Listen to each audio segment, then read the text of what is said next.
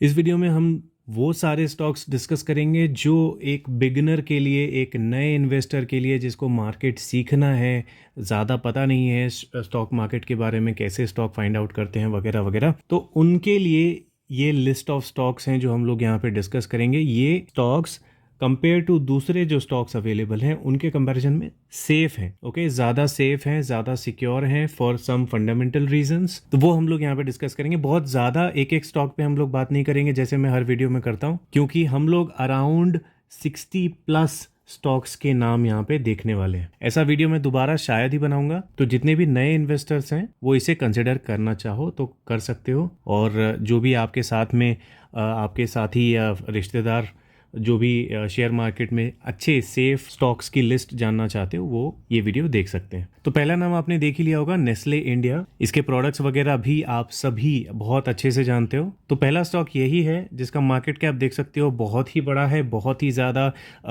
एक बोल सकते हैं जैसे सेरेलैक इंडस्ट्री में ये कंपनी का एक बहुत बड़ा मोनोपोली है। मोनोपोली क्या होता है? मतलब या तो इनके ही प्रोडक्ट्स बिकते हैं या तो इनके प्रोडक्ट्स बहुत ज़्यादा मात्रा में बिकते हैं। जैसे 70% पूरा मार्केट इनके पास ही हो, या 80% इनके पास हो, 90% इनके पास हो, तो उसको बोलते हैं मोनोपोली। ठीक है, कब्जा है इस इंडस्ट्री में।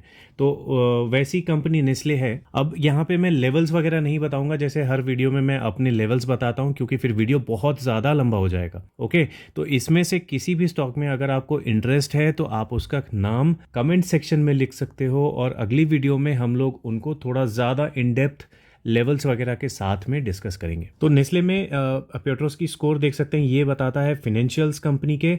और अगर किसी कंपनी का प्रमोटर्स होल्डिंग अच्छा है तो वो कॉन्फिडेंस दिखाता है कंपनी के मालिकों की अपनी कंपनी के ऊपर, क्योंकि अगर कंपनी में लॉस होगा तो सबसे पहले किसको होगा? जो कंपनी के मालिक हैं उनको होगा। तो कंपनी में कुछ भी गलत होगा तो आपको सबसे पहले कंपनी के मालिक भागते हुए दिखेंगे। ठीक है, तो इसीलिए ये ज़्यादा इंपॉर्टेंट होता है। डिविडेंड कंपनी देती है, लेकिन किसी भी कंपनी में जितना ज़्यादा आपको डिविडेंड मिलता हुआ दिखेगा, उस कंपनी में ग्रोथ, जो आपका जो लगाया हुआ पैसा है वो थोड़ा स्लोली ग्रो होता हुआ आपको दिखेगा। ओके, तो ये 1% से नीचे वाली जितनी भी डिविडेंड देने वाली कंपनीज हैं ये ठीक ठाक होती हैं, ग्रोथ अच्छा खासा दे देती हैं। बीच बीच में आपको कुछ फॉल्स दिखेंगे, वहाँ पे एवरेजिंग के मौके होंगे, फिर ऊपर जाएगी, फिर गिरेगा, वो एवरेजिंग के मौके होंगे, फिर ऊपर जाएगी। तो ऐसे करके लॉन्ग रन में आपको ये स्टॉक्स जो हैं अल्टीमेटली 3 साल, 5 साल, 10 साल, 20 साल के बाद आपको बहुत ज़्यादा ऊपर के लेवल्स पे दिखेंगे। डेट इसके ऊपर ना के बराबर है। शेयर होल्डिंग पैटर्न में चेक करेंगे तो FII और DII की होल्डिंग पब्लिक से ज़्यादा है। ठीक है, तो ये हमेशा आप ध्यान में रखना कि कभी भी FII और DII की जो होल्डिंग है वो पब्लिक की होल्डिंग से ज़्यादा होनी चाहिए। ये मैं सिर्फ उनके लिए ही बोल रहा हूँ जो नए इन्वेस्टर्स हैं, जो न्यू इन्वेस्टर्स, बिगिनर्स जो हैं उनके लिए है। ठीक है, ये हो गई एक बात। और दूसरी चीज़ सीखने वाली ये है कि आपको कैसे पता चलेगा कि आप, अगर मैं जैसे 60 कंपनीज यहाँ पे इस वीडियो में बताने वाला हूँ, तो आपको कैसे पता चलेगा कि कौन सी कंपनी बहुत ज़्यादा रिटर्न देने वाली है या दे चुकी है, और कौन सी कंपनी है जो बहुत स्लो भागती है लेकिन बहुत ही स्लो। दूसरी कौन सी कंपनी है जो बहुत तेज भागती है। ठीक है, ऐसे भी जानना है ना हमको कि हमारा 10 रुपये अगर यहाँ पे लगे तो यहाँ पे 100 रुपये बनेंगे, यहाँ सिर्फ 50 बनेंगे, तो मैं 100 रुपये वाली में ही क्यों ना लगाऊं जो ज़्यादा भागती है। जब भी ये गिरा हुआ मुझे मिले तो मैं इसी में लगाऊंगा, राइट। तो ये आपको कैसे पता चलेगा? ये आपको पता चलेगा प्रॉफिट एंड लॉस में। जब आप जाओगे यहाँ नीचे CAGR में आप जाओगे, ये CAGR में जब भी आपको डबल डिजिट में नंबर मिलेंगे, मान लो आपको ये 10 साल वाला जो दिख रहा है ना 13%, तो जब भी ये डबल डिजिट में मिलेगा तो उससे ऊपर के कोई भी नंबर अच्छे ही माने जाते हैं। ठीक है, बहुत बहुत ज़्यादा तेज़ भागने वाली कंपनी, जैसे नॉर्मली आपको मिड कैप और स्मॉल कैप कंपनीज में, माइक्रो कैप कंपनीज में ये जो आपको CAGR है, ये CAGR आपको 20 से ज़्यादा देखने को मिलेंगे। जो अच्छी कंपनीज, अच्छी भागने वाली कंपनीज हैं, फंडामेंटल अच्छे हैं, मैनेजमेंट अच्छी है, बिजनेस अच्छा है, तो उसमें आपको 20 से भी ज़्यादा के आपको CAGR देखने को मिलेंगे। लेकिन जो बहुत कंपनीज पुरानी हो गई हैं, बहुत बड़ी बन चुकी हैं और अब डबल होने के चांसेस रेयर हैं,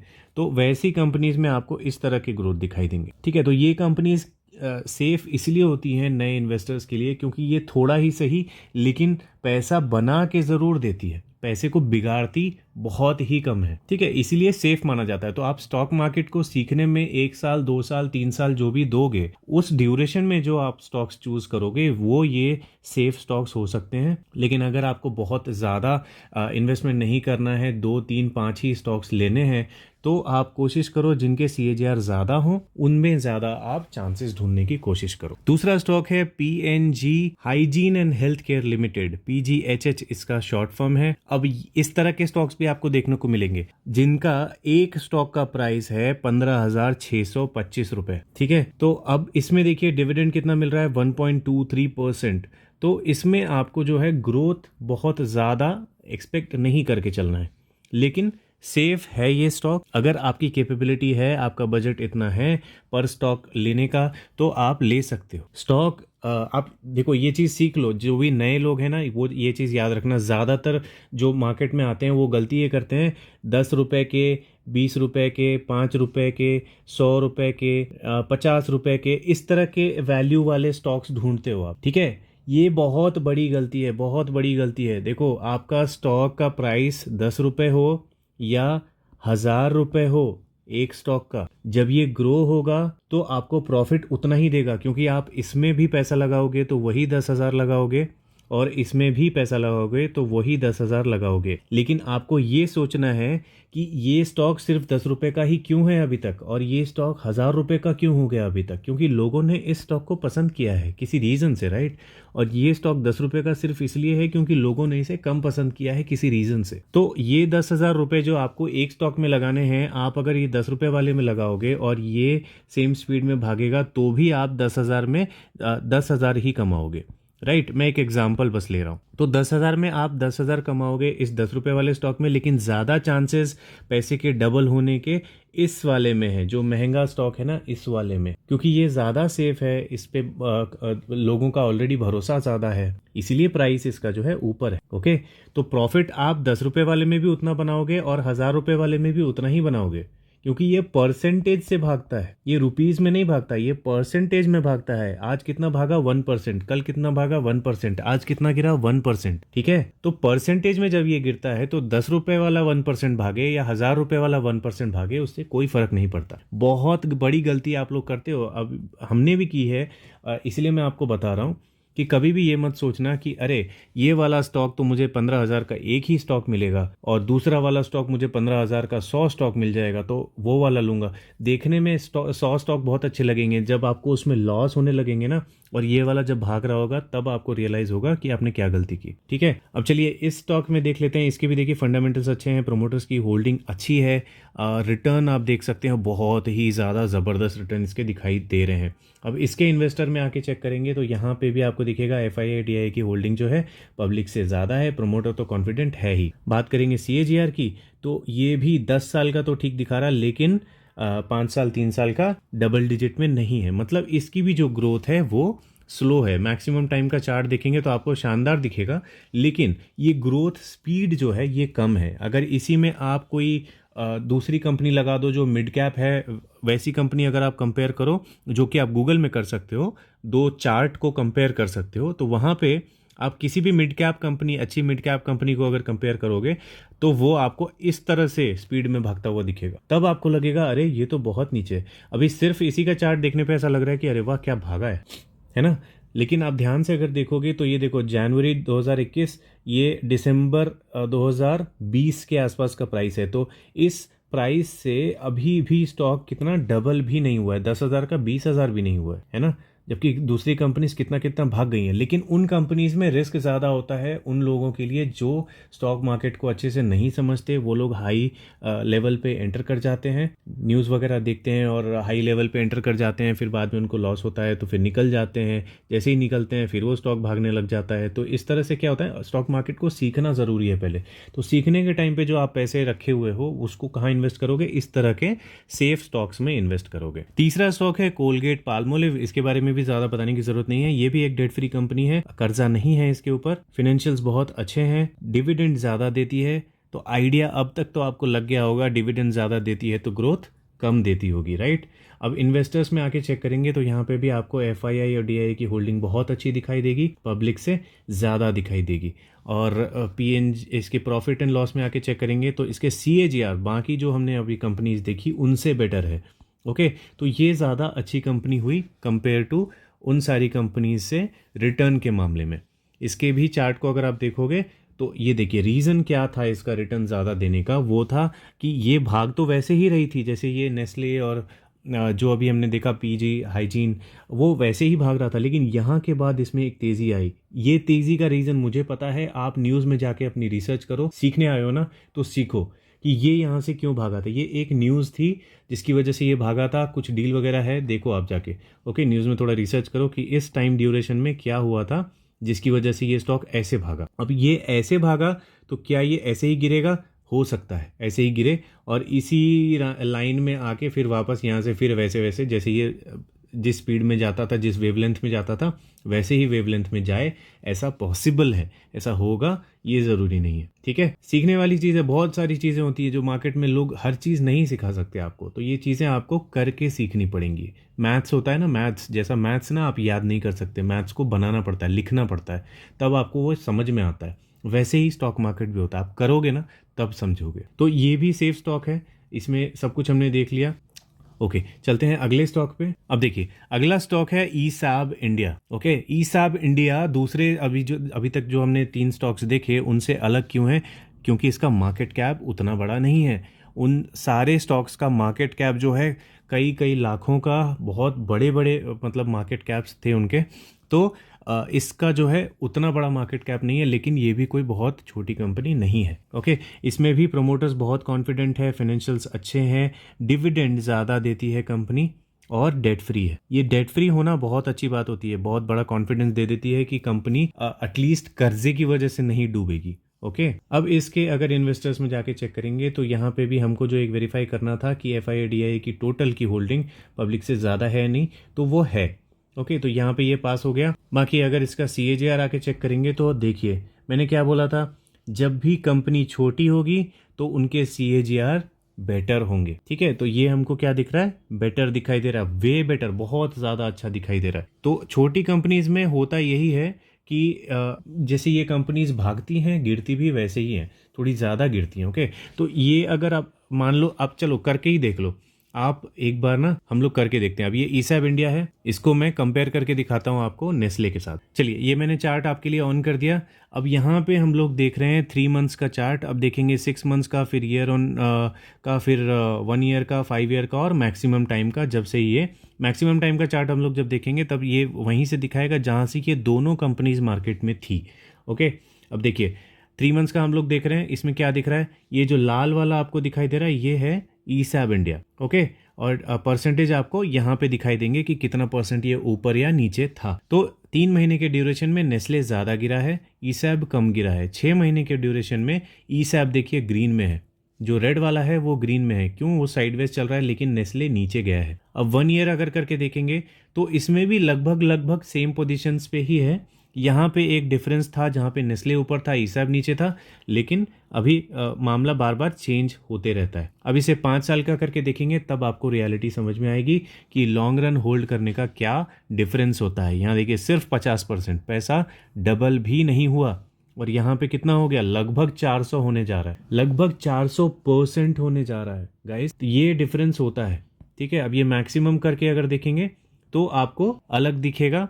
यहाँ पे देखिए नॉर्मल टाइम में नेस्ले ही ऊपर था और यहाँ पे ESAB अभी ऊपर दिखाई दे रहा है। तो ये ज़्यादा जूम करने पे ऐसे दिखाई दे रहा है, बाकी 5 साल में आपको क्लैरिटी समझ में आ रही है कि 5 साल पहले अगर किसी ने इसमें इन्वेस्ट किया होगा दोनों स्टॉक्स में, तो नेस्ले ने सिर्फ 50% और ESAB ने अराउंड 450% का रिटर्न दिया है। तो इस तरह से आप कंपेयर कर सकते हैं किसी भी स्टॉक को। अब मैंने जो भी सिखाने वाली चीज़ें थी वो सब मैंने आपको बता दी। बड़ा मार्केट कैप, छोटा मार्केट कैप, मिड का मार्केट कैप, ये सब चीज़ें अब आप समझ गए हो।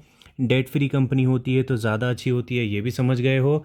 फिलहाल हम लोग सनोफी की बात कर रहे हैं, लेकिन आप लगभग समझ गए हो ना बेसिकली हम लोग क्या क्या देखते हैं। अब देखो इसमें डिविडेंड बहुत ही ज़्यादा है, तो इसमें रिटर्न के चांसेस थोड़े से कम होंगे। ओके, बहुत कम ऐसी कंपनीज आपको मिलेंगी जो डिविडेंड भी ज़्यादा दे रही है और आपके पैसे को भी अच्छा ग्रो कर रही है, तो वो कंपनीज तो लाजवाब होती ही हैं। जैसे एक कंपनी है जैसे HCL टेक, मुझे बहुत पसंद है। डिविडेंड आता है ना तो मज़ा आ जाता है, और जब ग्रोथ होती है तो वो भी मज़ा आ जाता है, लेकिन गिरावट होती है ना तो भी होल्ड करना बहुत थोड़ा सा मुश्किल लगने लगता है, क्योंकि गिरता भी बहुत है और भागता भी बहुत है। ओके, और डिविडेंड भी बहुत ज़्यादा देता है। तो इस तरह की कंपनीज बहुत कम होती हैं लेकिन मज़ेदार बहुत होती हैं। अब देखिए, प्रोमोटर्स की होल्डिंग के बारे में भी मैंने आपको बता दिया, फिनेंशियल्स के भी बारे में मैंने आपको बता दिया। अब हर चीज़ आपको समझ में आ चुकी है, तो हम लोग थोड़ा फास्ट फास्ट जाएंगे, ठीक है? सिर्फ स्टॉक्स के नाम देखेंगे और आगे बढ़ेंगे। तो अभी हम लोग बात कर रहे हैं सनोफी इंडिया के बारे में। सब कुछ आपने बेसिक फंडामेंटल देख लिया। यहाँ पे हम लोग चेक वेरीफाई एक बार कर लेंगे FII-DI की होल्डिंग, जो कि बहुत ही अच्छी है, और यहाँ पे हम लोग CAGR चेक कर लेंगे। तो इससे हमको पता चल जाएगा कि इसमें कितना ऊपर या कितना नीचे गिरने के बाद हमको एंट्री करनी है, ठीक है? ये चीज़ अब देखो, याद रखो, मैं यहाँ चार्ट में बता देता हूँ, मैंने कई बार अपने चैनल पे बताया है। तो जैसे मान लो यहाँ तक स्टॉक गया, तो ऑब्वियसली ऊपर के लेवल्स पे तो नहीं खरीदना है। जब भी गिरावट होती है तब हमको बाइंग के चांसेस ढूंढने चाहिए, okay, as a long term investor. तो अब मान लो ये यहाँ तक गिरा, फिर ये यहाँ भागना शुरू कर दिया। यहाँ पे आप ध्यान से देखोगे ना तो आपको पता चलेगा। अब ये जूम हो रहा है, तो यहाँ पे मैं आपको बता देता हूँ। जैसे ये टॉप था, यहाँ से ये गिरा, यहाँ गिर के ये ऊपर जा रहा है, ठीक है? तो इसके बीच में आप सोचोगे क्या यहाँ एंट्री करनी चाहिए। तो इससे पहले क्या होता है ना, हम लोग 2-3 लेवल्स डिस्कस करते हैं कि अगर यहाँ तक जाएगा तो मैं कितना इन्वेस्ट करूँगा, फिर यहाँ तक जाएगा तो कितना करूँगा, फिर यहाँ तक जाएगा तो कितना करूँगा। तो नॉर्मली मेरे चैनल पे मैं आपको बताता हूँ मेरे इन्वेस्टिंग स्टाइल के बारे में, कि मैं नॉर्मली 3 लेवल्स डिसाइड करके चलता हूँ, ठीक है? और तीसरे लेवल के नीचे में मैं कभी भी इन्वेस्टमेंट नहीं करता उस साल। The same year I will not invest after the stock hits the third trigger point, okay? तो ऐसे करके जब भी लेवल्स होंगे, मान लो ये 3 लेवल्स हैं, तो मैं डिसाइड करूंगा कि मैं इस फर्स्ट लेवल पे सिर्फ 10,000 ही इन्वेस्ट करूंगा, एक एग्जांपल, ठीक है?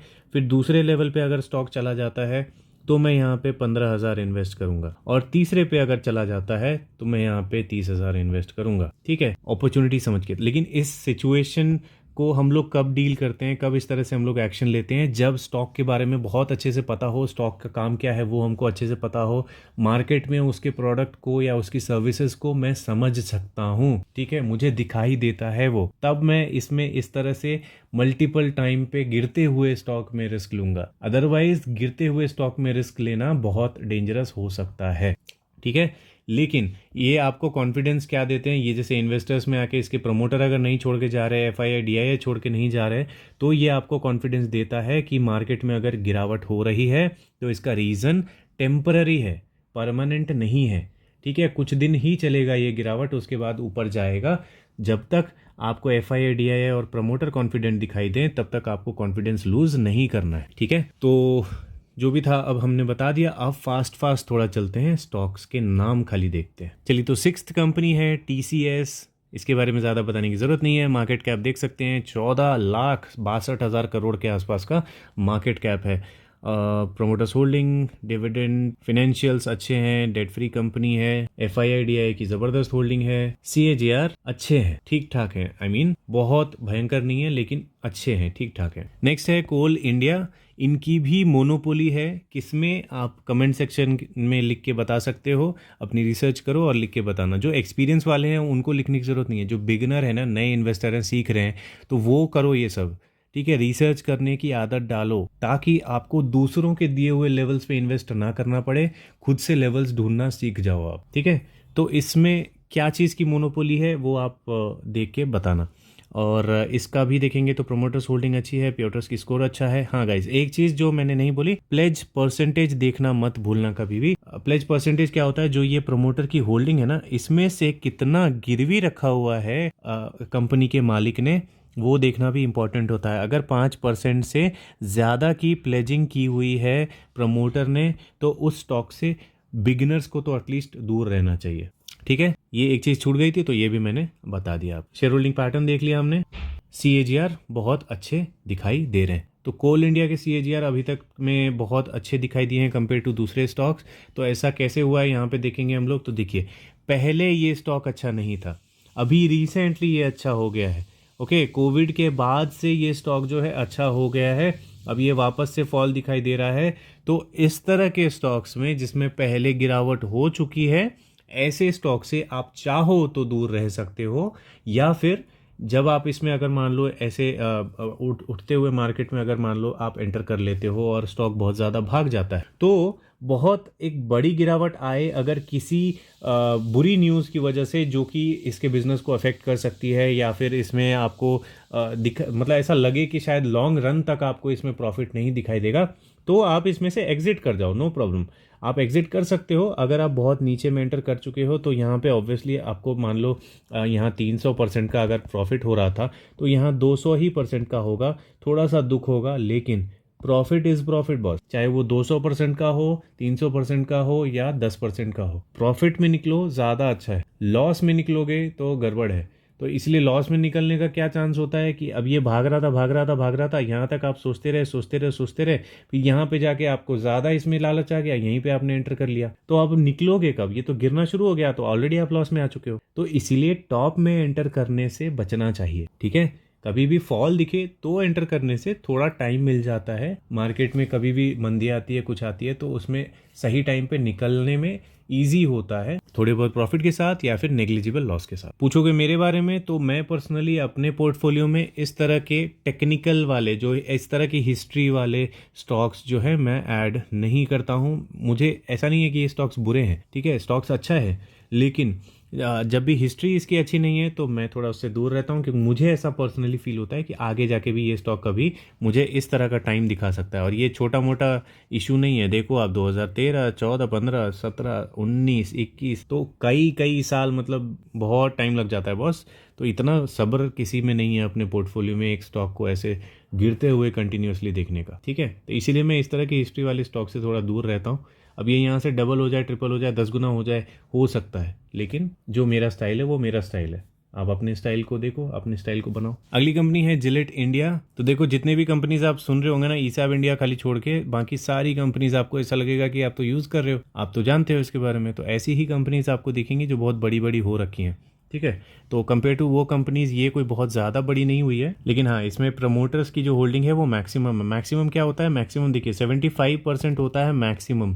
शेयर मार्केट में जो भी कंपनीज आती हैं वो 75% से ज़्यादा होल्ड करके नहीं चल सकती, बाकी उनको मार्केट में निकालना ही पड़ता है। तो अगर किसी भी प्रमोटर की होल्डिंग आपको 75% दिखे, मतलब समझ जाओ कि बहुत ही ज़्यादा कॉन्फिडेंट है, बहुत ही ज़्यादा, मतलब बिल्कुल 1% भी देना नहीं चाह रहा वो मार्केट को, ठीक है। और इसके फाइनेंशियल्स देखिए, full on full mark. Dividend कम देती है कंपनी। इन्वेस्टर्स में आके देखेंगे तो आपको FIDI की होल्डिंग पब्लिक से ज़्यादा दिखाई देगी।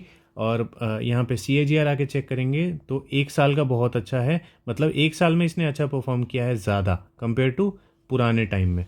तो इसके चार्ट में आके मैक्सिमम अगर इसे हम लोग कर लेंगे तो हमको ये पता चल जाएगा कि ये देखिए 1 साल में अभी स्ट्रेट ऊपर गया है। पहले भी अच्छा चलता था, लेकिन बीच में ये थोड़ा लगभग 1-1.5 साल 2 साल का जो है इसमें फॉल कंटिन्यूसली चला, जिसकी वजह से इसके CAGR में अफेक्ट पड़ा है। लेकिन कंपनी अभी भी अच्छी है, अगर गिरे हुए लेवल पे मिल जाए तो इन्वेस्ट किया जा सकता है। नेक्स्ट कंपनी है कैस्ट्रॉल इंडिया। इसमें भी आप सब कुछ चेक कर सकते हो। बस एक चीज़ का ध्यान रखना, जब भी किसी भी स्टॉक को आप देखो तो उसमें प्लेज परसेंटेज पक्का चेक कर लेना। अगर ये 5% से कम है तो ओके है, चलेगा, लेकिन अगर 5% से ज़्यादा है तो इश्यूज हो सकते हैं, ठीक है। चलिए ये हो गया एक स्टॉक। अब हम लोग सिर्फ स्टॉक्स के नाम ही देखेंगे। 10th स्टॉक है IRCTC, इंडियन रेलवे, बहुत अच्छे से आप लोग जानते हो। और इसका चार्ट थोड़ा आपको डिफरेंट दिखाई देगा। ये देखिए, ये अभी क्योंकि बहुत टाइम इसे नहीं हुआ आए हुए, तो इसीलिए आपको लॉन्ग रन क्या जो है इसमें आपको टेक्निकल चार्ट नहीं दिखाई देगा, ठीक है। लेकिन ऑब्वियसली IRCTC मोनोपोली, 100% मोनोपोली वाली कंपनी है, तो सेफ स्टॉक इससे ज़्यादा अच्छा क्या ही हो सकता है, पता नहीं। लेकिन आप इसका CAGR ज़रूर देख लेना, ये ऊपर नीचे होते रहता है। जैसे 3 साल में माइनस है, लेकिन 5 साल में 36% है। तो इस तरह से थोड़ा आपको ऊपर नीचे वाला माहौल दिखेगा यहाँ पे। लेकिन हाँ, यहाँ पे FIDI का भी इंटरेस्ट काफ़ी ज़्यादा है, तो सेफ स्टॉक है, कोई ख़राब चीज़ नहीं है इसमें। वैसी ही एक और नई आई हुई कंपनी हुंडई मोटर्स, जो कि अभी रिसेंटली ही लॉन्च हुई है। तो इसमें आप देख सकते हो 82.5% का आपको प्रोमोटर होल्डिंग दिखाई दे रहा है, राइट। तो अभी अभी आई है, ये धीरे धीरे ये कम करके 75% या इससे भी कम ये करेगी, ठीक है। लेकिन मैक्सिमम 75% ही प्रमोटर के पास होल्डिंग में रह सकता है। तो इस सिचुएशन में आपको क्या देखना है? इस सिचुएशन में ये देखना है कि ये जो होल्डिंग है, ये ज़्यादा परसेंटेज जो है वो FII या फिर DII में जाना चाहिए, तभी ये पॉजिटिव होगा। अगर ये पब्लिक में जाता है ना तो थोड़ा सा नेगेटिव होता है मेरे पॉइंट ऑफ व्यू से। ओके, तो ये बात आप याद रखना। 75% के बाद अराउंड 7% बचता है, तो वो 7% FII और DIA के पास जाएगा, तो मेरे हिसाब से ज़्यादा अच्छा रहेगा। ये चीज़ भी सीखने वाली थी, इसलिए मैंने आपको बता दी। यहाँ पे आपको CAGR कुछ नहीं दिखेगा बिकॉज अभी आई हुई कंपनी है, इसलिए आपको चार्ट भी कुछ भी दिखाई नहीं दे रहा है। 22 अक्टूबर को ही इस साल ये कंपनी आई है, ठीक है। और मार्केट कैप देख सकते हो, बहुत ही बड़ा मार्केट कैप है, तो अच्छी कंपनी है। अगर गिरे हुए लेवल्स पे कभी दिखती है तो हम लोग इसके ऊपर डिस्कशन कर लेंगे। 12th कंपनी है ब्रिटानिया इंडस्ट्रीज। 13th नंबर पे है मदरसन सुमी वायरिंग। नेक्स्ट है CG power industrial solutions limited. अगली कंपनी है JNK India limited. I know guys, कुछ कंपनीज ऐसी होंगी जो आपको नहीं पता है, तो इनके ऊपर आपको रिसर्च करना है। ऐसा नहीं कि मैंने इसमें नाम बोला, आपने अलर्ट में लगाना शुरू कर दिया और GTT में ऐड करना शुरू कर दिया। ये सब नहीं करना। जो कंपनीज आपको समझ में आती हैं, जिनका बिजनेस आपको समझ में आता है, उनके ही आप नाम ऐड करोगे तो ज़्यादा अच्छा रहेगा, ठीक है। नेक्स्ट है पेज इंडस्ट्रीज। बहुत ही बड़ी कंपनी, बहुत फेमस ब्रांड इनके पास है, तो ये आप देख सकते हो। नेक्स्ट है अपार industries. Next prudent corporate advisory services limited, in short prudent. अगली बहुत ही सेफ लेकिन थोड़ी स्लो चलने वाली कंपनी मैरिको लिमिटेड, जो कि पैराशूट, जो आप जानते हो नारियल तेल, वो बनाती है और भी बहुत सारे प्रोडक्ट्स बनाती है। तो ये भी एक वन ऑफ द नामी गिरामी कंपनी है जो कि सेफ है। अगला स्टॉक है आइनॉक्स इंडिया। नेक्स्ट है TBO टेक लिमिटेड, जो कि शायद अभी रिसेंटली आई कंपनी है। बहुत ज़्यादा बड़ा आपको इसका चार्ट नहीं दिखाई देगा। 22nd नंबर पे है क्रिसिल लिमिटेड, जो कि अभी अपर सर्किट पे दिखाई दे रहा है। अगली कंपनी एक IT कंपनी है जो कि काफ़ी सॉफ्टवेयर वाले जानते ही होंगे, Oracle financial services software limited. बहुत ज़्यादा आपको ये भागती हुई कभी कभी दिखाई देगी, लेकिन फिर भी दूसरी जो कंपनीज है उनसे CAGR इसका अच्छा है।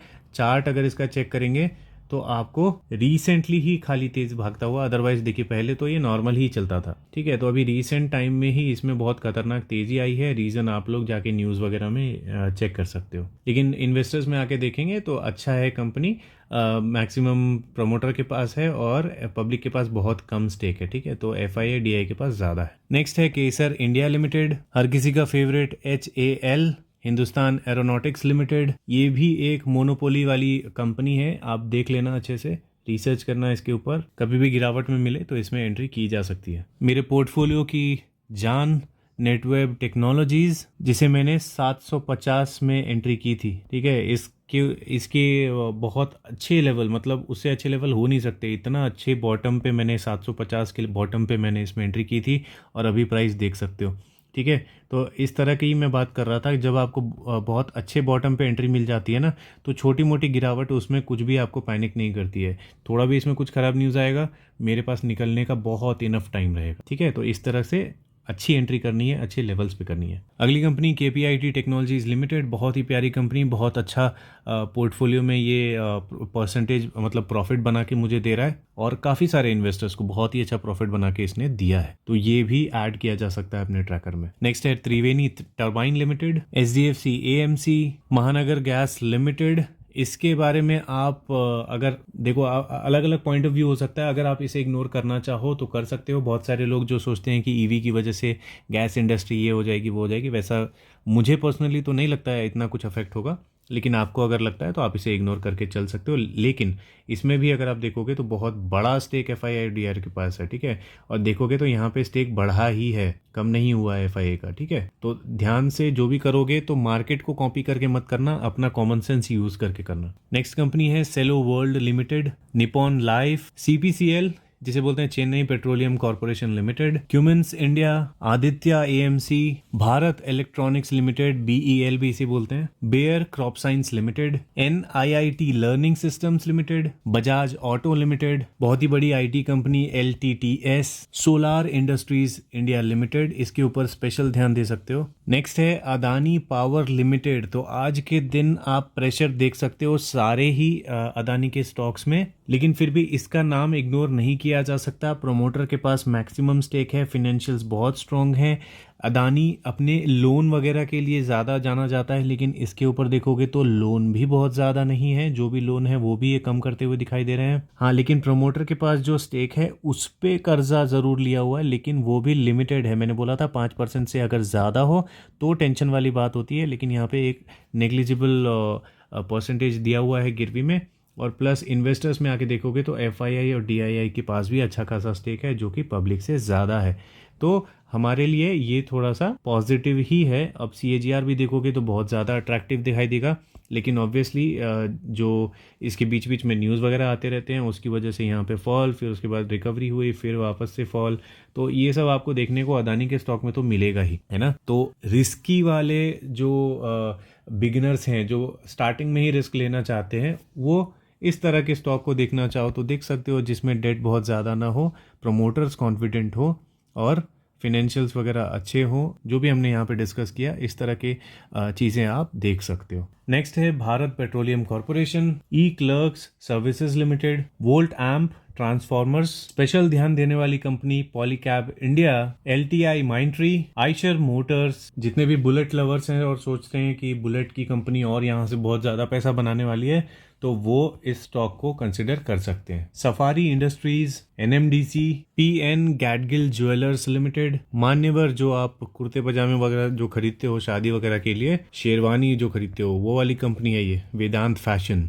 ABB इंडिया लिमिटेड, स्टेशनरी वाली company Doms Industries, K Fintech, सीगिल India Limited, Birlasoft Limited, Fevicol बनाने वाली company Pidilite Industries, Bikaji Food International Limited, नई FMCG वाली कंपनी जो है उसमें बीकाजी अभी फिलहाल मेरा फेवरेट है। और देखिए इस वीडियो की 60th कंपनी जो है वो है HCL टेक्नोलॉजीज, जिसके बारे में मैं बात कर रहा था। डिविडेंड भी बहुत अच्छा देती है और रिटर्न भी जो है बहुत अच्छा देती है, ये देखिए, ठीक है। तो ये दोनों का कॉम्बिनेशन आपको रेयर ही मिलता है। यहाँ पे देखिए, इसका चार्ट देखेंगे तो आपको समझ में आएगा। गिरता है तो बहुत बुरा वाला गिरा देता है ना। ये गिरावट जो होती है बहुत बुरी लगती है देखने में।